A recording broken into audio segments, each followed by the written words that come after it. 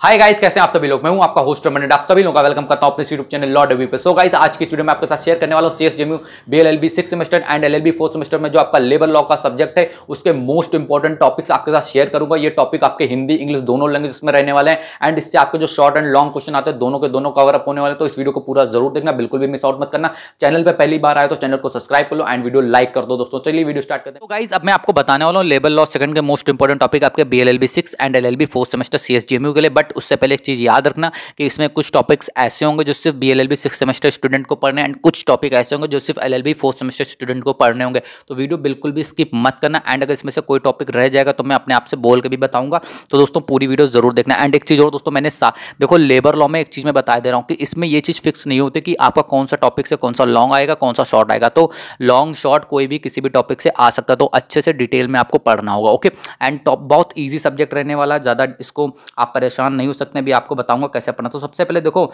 यहाँ पे आपको टोटल 6 एक्ट पढ़ने होते हैं। ठीक, आप बीएलएलबी से हो या एलएलबी से हो, एक्ट आपको 6 ही पढ़ने होंगे। ठीक, अब यहाँ पे एक्ट जो आपको 6 पढ़ने हैं उसमें से हर एक एक्ट का इंट्रोडक्शन और ऑब्जेक्टिव मैंने नहीं लिखा है, आपको सभी का इंट्रोडक्शन और ऑब्जेक्टिव पढ़ना। बिकॉज अगर कोई एक्ट पढ़ रहे हैं, अगर आपको यही नहीं पता होगा उस एक्ट का मोटिव क्या, ऑब्जेक्टिव क्या क्या है, उस एक्ट के बारे में आपको 102 पेज के बारे में तो पता होना चाहिए, तभी तो उससे उसके अंदर के टॉपिक्स को आप डिफाइन कर सकते हैं अच्छे से। तो फैक्ट्रीज एक्ट में भी आपको इंट्रोडक्शन ऑब्जेक्टिव आपको पढ़ना ही पढ़ना है। अब इसमें कुछ डिफिनेशंस आती हैं। फैक्ट्री कारखाना क्या होता है, वर्कर कामगार क्या होता है, कॉम्पिटिटिव पर्सन कौन होता है, क्रिचेस के बारे में आपको पता होना चाहिए। एंड इसमें दोस्तों एक डिफिनेशन मैंने यहाँ पे लिखी, मैन्युफैक्चरिंग प्रोसेस, वो आप देख लेना। इनफैक्ट दोस्तों फैक्ट्रीज एक्ट 1948 से रिलेटेड मैंने अपने यूट्यूब पे कुछ वीडियोस भी बताई थी जिसमें मैंने बहुत अच्छे से डिफाइन करा था फैक्ट्री वगैरह क्या होता है। देखो यहाँ पे फैक्ट्री कारखाना, ये जो इंपॉर्टेंट डिफिनेशन लिखी, वर्कर या कॉम्पिटेंट पर्सन या क्रिचेस, इससे लॉन्ग क्वेश्चन भी आपके कई बार आ जाते हैं जिसमें आपको 4 पेजेस का लिखना होता है। तो वो सारी चीजें आप देख सकते हैं, मैंने वीडियो ऑलरेडी अपलोड कर रखी है अपने यूट्यूब चैनल पे। ओके,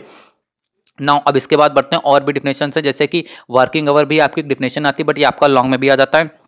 हजार्डस प्रोसेस अगेन बहुत इंपॉर्टेंट है, इसके बारे में आप पढ़ लेना। वर्किंग आवर में आपके एडल्ट्स एंड वुमेन्स के वर्किंग आवर के बारे में आपको सिर्फ पता करना है। ओके, इसके बाद health welfare of workers and safeguard of the protection of the health of worker. अब यहाँ पे देखो ये दो टॉपिक हैं, पॉइंट जो भी आप कहें वॉटेवर। हम तो देखो इसमें देखो दो चीजें अलग अलग, एक हेल्थ की बात एक वेलफेयर की बात। देखो वर्कर के कुछ यानी हेल्थ मेजरमेंट भी होते हैं, हेल्थ प्रोविजन भी हेल्थ से रिलेटेड है, ठीक, एंड उसके कुछ वेलफेयर के भी प्रोविजंस हैं। तो उन प्रोविजंस को आप लोग बहुत अच्छे से डिटेल में पढ़ लेना, बिकॉज ये अलग सेपरेट क्वेश्चन आ जाता है। मैंने यहाँ पे एक साथ लिख दिया है, इसमें आपसे हेल्थ पूछ लेंगे, वर्कर के हेल्थ सेफ्टी मेजरमेंट बता दो या वेलफेयर सेफ्टी मेजरमेंट बता दो। उसके अंदर के टॉपिक्स कई बार आपसे पूछ लिया जाता है। जो क्रेचेस वाला टॉपिक है इन्हीं के अंदर का टॉपिक है आपका, ठीक है, हेल्थ के अंदर का ये। तो इस चीज़ को आप लोग याद रखना, ठीक, अच्छे से इसको पढ़ना है, बहुत इंपॉर्टेंट टॉपिक है आपके लिए, बिल्कुल भी मिस आउट मत करना। इसके बाद आपका रिस्ट्रिक्शन ऑन एम्प्लॉयमेंट, सिंपली आपसे पूछा था जो वुमेन्स एंड यंग पर्सन जो काम करते हैं फैक्ट्री में उसको उनके ऊपर कौन कौन सी रिस्ट्रिक्शन लगाई जा सकती है। फिर आपका लीव छुट्टी के बारे में बात करी जा रही है, ठीक। तो इतना इंपॉर्टेंट नहीं, बट आप लोग थोड़ा बहुत इसके बारे में पढ़ लेना। हालांकि छुट्टी के बारे में थोड़ा, लीव के बारे में थोड़ा सा पढ़ लेना। ओके, इंपॉर्टेंट है।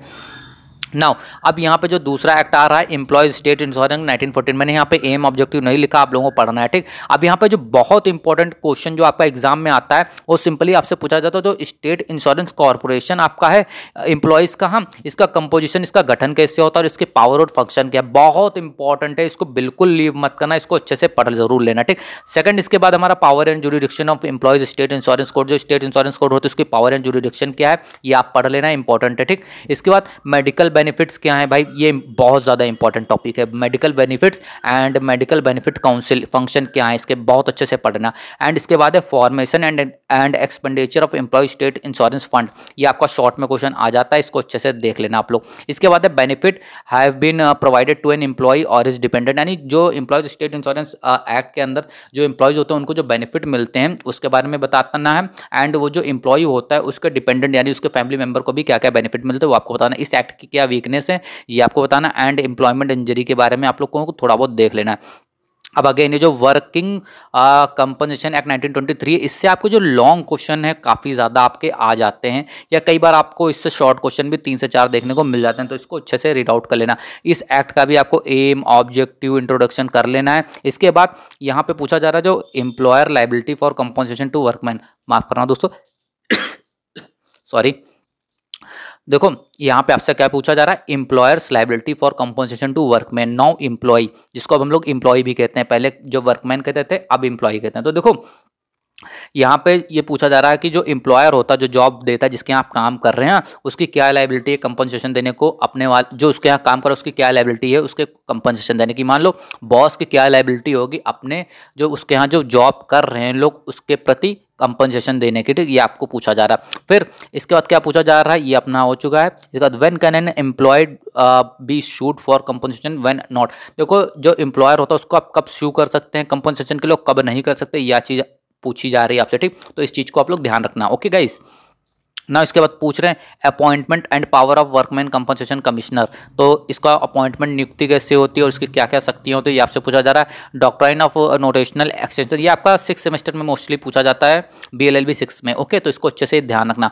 ऑक्यूपेशन डिजीज, डिपेंडेंट्स, ये आपके दोनों शॉर्ट में पूछे जाते हैं, ठीक। अब इसके बाद जो total disablement and partial disablement है, इसको बहुत अच्छे से टिक कर लो। ये आपका 100% मान के चलो, इससे शॉर्ट या लॉन्ग आपका कुछ भी आ सकता है। बहुत इंपॉर्टेंट टॉपिक है आपके लिए, इसको बहुत अच्छे से पढ़ के जाना, ठीक। ना ये क्वेश्चन मैंने यहाँ पे दे दिया है, इसको आप लोग जरूर देख लेना, ये क्वेश्चन भी इंपॉर्टेंट है। अब यहाँ पे मिनिमम वेजेस एक्ट की बात करते हैं। फैक्ट्रीज एक्ट 1948 के बाद में सबसे इंपॉर्टेंट है आपका भी यही है, मिनिमम वेजेस एक्ट 1948। ये दोनों एक्ट साथ ही में इनफैक्ट आए भी, तो थोड़ा बहुत आगे पीछे का फर्क था। इसका अगेन आपको historical background, main objective, introduction, objective, सारी चीज़ें आपको पता होनी चाहिए। यहाँ से हमारा स्टार्ट हो रहा है टॉपिक नंबर 1, हम इसको मानेंगे। तो यहाँ पे जो वेजेस है, मजदूरी, ये क्या होती है, आपका लॉन्ग शॉर्ट में से कहीं ना कहीं आपको देखने को मिल जाएगा कि भाई वेजेस को डिफाइन करो। एंड अगेन 100% कन्फर्म क्वेश्चन है, ये कहीं ना कहीं आपका आएगा। फिर इसके बाद जो वेजेस होते हैं उसके कंपोनेंट क्या होते हैं, आवश्यक तत्व क्या होते हैं, बेसिकली आपको ये पता होना चाहिए। अब यहाँ पे ये पूछा, जो हमारी जो सैलरी नहीं होती किसी एम्प्लॉय की, हाँ, उसको फिक्स करने का, मिनिमम वेजेस फिक्स करने का क्या प्रोसीजर, क्या तरीका होता है, वो प्रोसीजर आपको पता होना चाहिए। फिर इसको रिवाइजिंग करने का क्या प्रोसीजर होता है, ये भी आपको पता होना चाहिए। लॉन्ग में अगेन आपसे पूछा जाता है। ओके, तो ये आपको कर लेना है। इसके बाद आपको माफ करना दोस्तों, स्लाइड कहाँ गई। इसके बाद आपसे पूछा जा रहा है मिनिमम वेजेस जो लिविंग वाली होती है वो फेयर वेजेस होती है, इसके बीच में क्या डिफरेंस होता है, ये आपको बता देना है, ठीक। अब इसी के साथ साथ आपको पनिशमेंट के बारे में भी बता देना है। स्लाइड में क्या हो रहा है, जस्ट मुझे 1 मिनट का समय दें आप लोग। आई थिंक कुछ प्रॉब्लम है, जस्ट 1 मिनट का समय दें।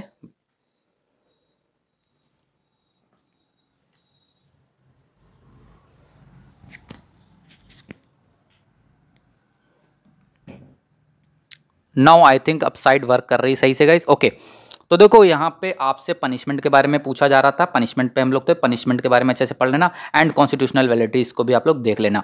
नाउ अब हम बढ़ते हैं पेमेंट ऑफ वेजेस एक्ट। देखो पेमेंट से रिलेटेड भी पेमेंट ऑफ बोनस एक्ट भी आपका आने वाला है। अगेन मेन ऑब्जेक्टिव क्या है, इंट्रोडक्शन क्या है, आपको कर लेना। डिडक्शन, ये बहुत इंपॉर्टेंट है, इसको बहुत अच्छे से कर लेना। डिडक्शन क्या होता है, एंड ये डिडक्शन से रिलेटेड एक और है कि कब डिडक्शन लॉफुली किया जा सकता है वेजेस से, ये आपको बताना होगा। इंपॉर्टेंट है, दोनों के दोनों बहुत अच्छे से आपको पढ़ के जाना, बिल्कुल भी छोड़ना नहीं। यहाँ पे टॉप क्वेश्चन आ रहा है हमारा, power and function of inspector. अब ये जो इंस्पेक्टर है आपका, जितने भी एक्ट मैंने अभी तक बताया, जो भी एक्ट आपको बताने वाला उन सभी में वो इंस्पेक्टर सेम रहेगा, उसकी पावर सेम रहेगी एंड उसके फंक्शन भी सेम रहेंगे, ठीक। तो इस चीज को आप लोग याद रखना। इंस्पेक्टर अगर आपसे किसी भी एक्ट में पूछ रहा तो वो एक ही जो आप पढ़ेंगे उसी को डिफाइन कर देना। ओके, सेम ऐसा यहाँ पे एक क्वेश्चन भी मैंने दे रखा था इसी चीज को समझाने के लिए, तो ये क्वेश्चन भी आप लोग देख लेना। इंपॉर्टेंट क्वेश्चन है आप लोगों के लिए इस क्वेश्चन से, एक्ट से रिलेटेड। अब यहाँ पे आते हैं payment of bonus act. Again आपको मेन ऑब्जेक्टिव वगैरह करना ही है। अब इसमें जो बोनस है इसको अच्छे से कर लेना कि बोनस होता क्या है। भाई पेमेंट ऑफ बोनस एक्ट पढ़ रहे हो तो पता होना चाहिए ना कि बोनस क्या हो रहा है, अच्छे से कर लेना। एंड कब क्यों दिया जाता है ये पता होना चाहिए, ठीक। इसके बाद दोस्तों आपको ये पता होना चाहिए क्या क्या एलिजिबिलिटी एंड डिस्क्वालिफिकेशन है, बहुत इंपॉर्टेंट है दोस्तों, काफ़ी ज़्यादा इंपॉर्टेंट है ये एलिजिबिलिटी एंड डिस्क्वालिफिकेशन क्या क्या है, ठीक। इसको अच्छे से आप लोग कर लेना गाइज। ओके, नाउ बोनस कैसे कॉम्पिटेट किया जाता है एंड अवेलेबल सरप्लस क्या होता है ये आपको पता होना चाहिए। अभी जो state regulation of industrial relation की बात कर रहा हूँ, ये सिर्फ और सिर्फ BLLB 6 सेमेस्टर स्टूडेंट के लिए, LLB 4 वालों के लिए ये तो नहीं है, ठीक। अब देखो social security under labour law, ये आपको पता होना चाहिए। अनफेयर ट्रेड प्रैक्टिस क्या है, इंपॉर्टेंट है, ये आपका लॉन्ग में शॉर्ट में आ सकता है, किसी में नहीं आएगा ही जाएगा। इंडस्ट्रियल रिलेशन आपसे शॉर्ट में पूछा जा सकता है, इसको बहुत अच्छे से कर लेना, छोड़ना मत। जो टॉपिक्स बता रहा हूँ बिल्कुल भी टॉपिक छोड़ के मत जाना, एग्जाम आपका बहुत अच्छा होगा, ठीक। अब ये ट्रेड यूनियन क्या है, श्रमिक संघ क्या है, पावर, इसके ट्रेड यूनियन के पावर एंड प्रिविलेज क्या है, एंड प्रोसीजर क्या होता है ट्रेड यूनियन को रजिस्टर्ड करने का, ये आपको पता होना चाहिए। लॉन्ग क्वेश्चन आपका इससे आ सकता है, 6 सेमेस्टर वालों याद रखना। फिर इसके बाद जो बताने जा रहा हूँ इससे आपको शॉर्ट या लॉन्ग 100% कुछ ना कुछ आपको देखने को मिलेगा। स्ट्राइक हड़ताल का होती है, लॉकआउट काराबंदी क्या होता है, रिट्रीचमेंट क्या होता है, एंड इन तीनों के बीच में डिफरेंस देख लेना। मैंने तो यहाँ पे सिर्फ स्ट्राइक और लॉकआउट के बीच में रखा, बट तीनों के बीच में डिफरेंस आप लोग देख लेना, देखने को आपको मिल जाएगा। फिर इसके बाद मैंने 2 चीज़ें आपको और दे रखी हैं, ये दोनों चीज़ें आप लोग देख लें दोस्तों। एंड इसी के साथ दोस्तों एक चीज़ आपसे कहना चाहूँगा कि देखो नेक्स्ट सब्जेक्ट की वीडियो किस पे चाहिए तो आप लोग कमेंट करके मुझे बता ही देंगे, बट इस वीडियो में अगर आपको कोई भी कमी लगी हो, कोई भी समस्या हुई तो कमेंट करके मुझसे पूछ सकते हैं, मुझे इंस्टाग्राम पे फॉलो करके पूछ सकते हैं। एंड मोस्ट इंपॉर्टेंट थिंग दोस्तों, चैनल को सब्सक्राइब कर लो, वीडियो लाइक कर लो। एंड इसी के साथ दोस्तों ये भी बता देना कि आपके एग्जाम कैसे चल रहे हैं, एंड एग्जाम में अगर इससे रिलेटेड हेल्प होती तो कमेंट करके बताना आगे कि आपका एग्जाम कैसे हुआ। तो चलिए मिलते हैं नेक्स्ट वीडियो में दोस्तों। नेक्स्ट वीडियो किस टॉपिक पे चाहिए आप लोग कमेंट बॉक्स में जरूर बता देना। थैंक यू सो मच दोस्तों, आप सभी लोगों को best of luck for your examination. मुझे पूरी उम्मीद है कि आप सभी के एग्जाम बहुत अच्छे होंगे।